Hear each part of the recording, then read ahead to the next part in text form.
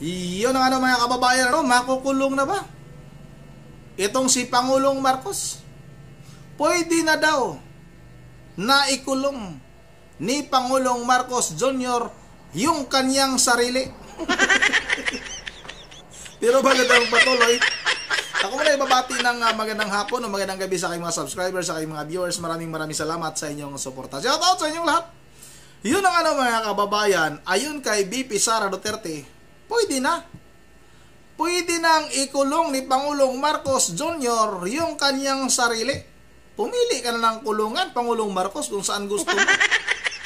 Gusto mo ba doon sa maluwag na kulungan? O doon sa masikip na kulungan, yung Bartolina?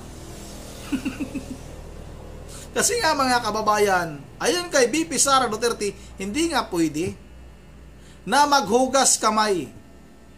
Imposible na hindi alam ni Pangulong Marcos itong matinding korupsyon na ito. Mismong si Pangulong Marcos mga kababayan ang nag-utos. No, ayun pa nga kay Saldico eh. Si Pangulong Marcos daw ang mismong nag-utos na mag-insert ng 100 billion mga kababayan. Tapos yung kickback daw na napunta kay Pangulong Marcos mga kababayan, ayon kay Saldico, na ngayon ay kanila na namang sinisira mga kababayan. Maraming nagsasabi na AI daw. Pero malabo mga kababayan na masira nila yung video.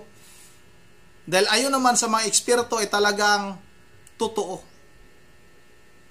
Totoong video at totoong si Saldico yun. Pumayat nga lang. Dahil maraming problema. Dahil nagtatago. At ito nga mga kababayan, ang sinabi ni Saldico na may kickback itong si Pangulong Marcos sa mga proyekto ng flood control na wala namang naitayo.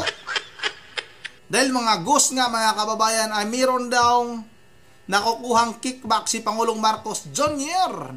na 25%. Ibig sabihin, sa 100 billion, magkano kay Pangulong Marcos? Sino magaling? 25 billion mga kababayan, tumataging-ting. Ang daming cook na mabili si Pangulong Marcos yan. Hindi pa sila nagsawa mga kababayan, marami na silang pira. Pero gusto pa rin nila na magnakaw sa kaba ng ating bayan. Panahon ng kanyang ama. Naibalik na ba? Yung mga nanakaw mga kababayan, yung ipinabalik sa mga ninakaw na yaman noong panahon ni Pangulong Marcos Jr. o Senior mga kababayan, di ba wala po? Kaya nga ayon kay BP Sara Duterte, o Pangulong Marcos Jr., pwede mo nang ikulong ang iyong sarili. Pumili ka lang kung saan gusto mo na magpakulong. Doon ka ba sa dahig? Ikaw dapat ang ipalit kay dating Pangulong Duterte. Ikaw yung karapat dapat. Dahil marami kang pinatay. Dahil sa mga proyekto mo ng mga ghost, maraming binaha na mga lugar. O kaya dapat, ikaw ang makulong dahil ayon kay Kiko Barsaga, sasabihin na lang natin ayon kay Kiko Barsaga mga kababayan dahil baka kasuhan tayo. Dahil ayon kay Kiko Barsaga, marami ka daw pinatay dahil nga sa matinding pagbaha sa buong bansa. O nangyari lang sa Cebu mga kababayan, ang daming patay. Mayroong isang buong pamilya, walang natira. Yan talaga ang dapat mapunta sa dahig. Kasi talagang krimen. Dahil mga inosente yung mga tao na yon na pinatay mo dahil sa yung proyekto na wala naman pala. O ito na mga kababayan. Huwag na natin itong patagalin. Sabay-sabay na natin itong panoorin. Dapat isali si Bongbong Marcos kasi siya ang pumirma ng 2025 GAA.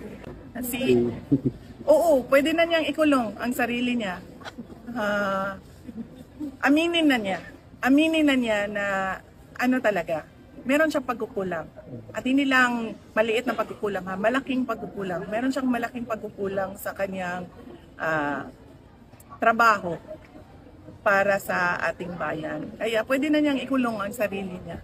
Tiniyak niya na may makukulong bago magpasko.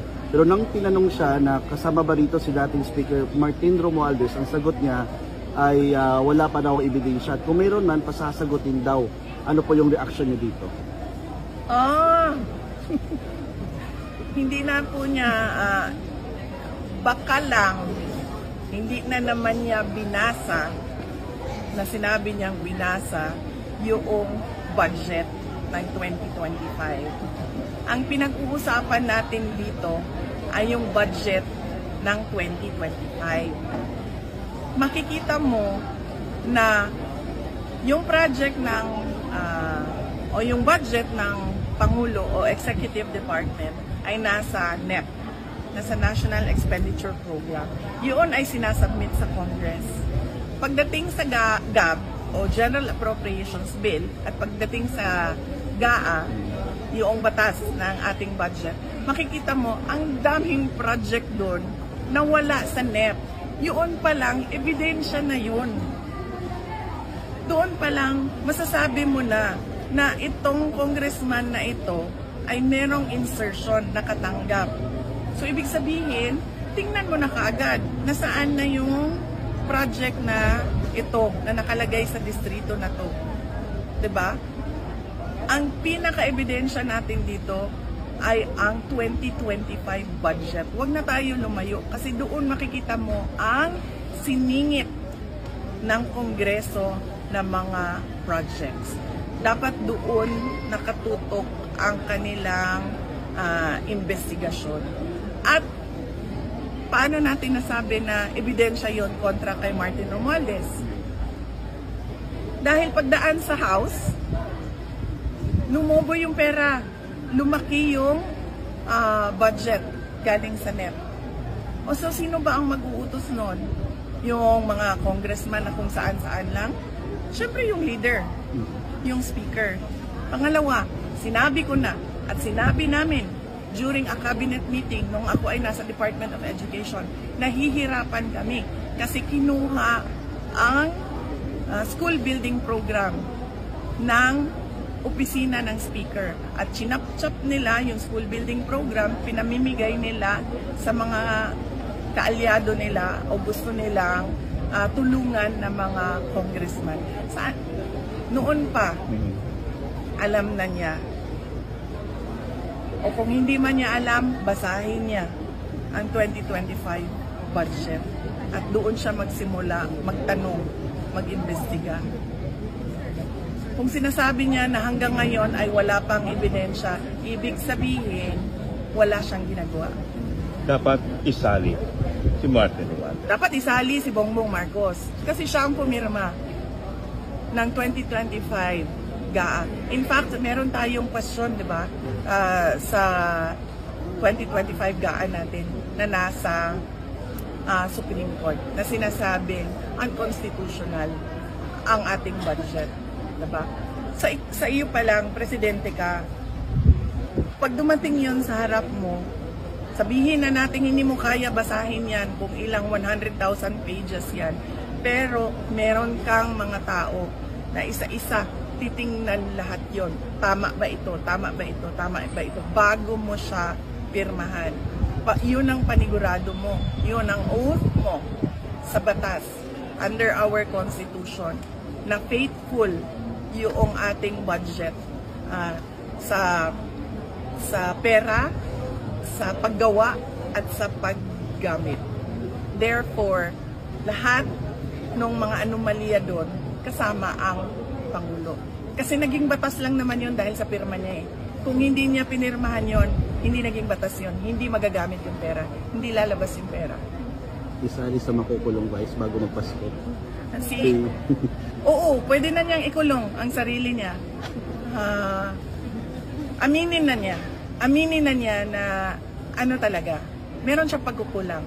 At hindi lang maliit na pagkukulang, malaking pagkukulang. Meron siyang malaking pagkukulang sa kanyang trabaho para sa ating bayan. Kaya pwede na niyang ikulong ang sarili niya. At yun nga mga kababayan, dapat ngayon pa lang maghanap na itong si Pangulong Marcos Jr. at itong si Martin Romualdez kung saan ba nila gustong ikulong yung kanilang mga sarili, mga kababayan. Dahil ayon kay BP Sara Duterte, pwede nang ikulong nila yung kanilang mga sarili. Lalong-lalo na itong si Pangulong Marcos, mga kababayan, na ubod ng sinungaling. Ngayon lang tayo nakakaranas ng presidente na iba yung sinasabi kaysa ginagawa. Sobrang sinungaling nito, mga kababayan. Ilang beses na ba nagsinungaling ito? Kaya tama lang na maparusahan. Tama lang na ikulong itong mga magnanakaw na ito. Kung hindi man sila makulong, mga kababayan, kung ayaw man nilang magpakulong, siguro tatakas ito ng ating bansa. Dahil pag nagkataon, mga kababayan, hindi na nila kayang pigilan ang galit ng taong bayan. Mauulit na naman yung history. Yung nangyari sa kanyang ama na pinatalsik, pinalayas dito sa ating bansa. At sana, mga kababayan, bago magpasko, mangyari yan. Yun na, dito lang muna, at bago tayo matatapos ay mag-shoutout lang muna tayo. Shoutout tayo kay Ma'am Imelda Pasqua, kay Ma'am Joyce ng Japan, kay Ma'am Edisa Borvi, kay Ma'am Bergiver Di Diyos ng Pulilan, Bulacan, saka ng mga apo, si Kuko Dion Yuri at saka si Sagi. Shoutout na rin kay Ma'am Mibelen Balikaw. Shoutout kay Ecclesiastes. Ang hirap ng pangalan mo, ma'am, ha? Shoutout na rin kay from Espanya. Maraming salamat. Marcos Layas, maraming salamat, ma'am. Or sir, Ecclesiastes. Shoutout na rin kay Nestor Dipa Supil. Shoutout rin kay Krisa Tibay. Shoutout kay Alfredo Ancot, kay Ma'am Imelda Pasqua, kay Elizabeth Kilakil, shoutout sa iyo, idol. Shoutout rin kay Evelyn Rido Lusa. Shoutout kay Claudine Velasco. Shoutout kay Bibelen. Shoutout na rin kay Jim Garcia. Shoutout kay Maribik Guban. Shoutout kay Bernardino Lambunao. Shoutout kay Mads Guerrero at kay Real Vlog. Kay Idol Carl, shoutout sa Idol. Kay P. Baguio, shoutout. Kay Roberto Kibo. At kay Roman James Sagmit. Yun ang dito lang muna. At once again, this is Ronnie TV mo. Ingat nila at God save the Philippines.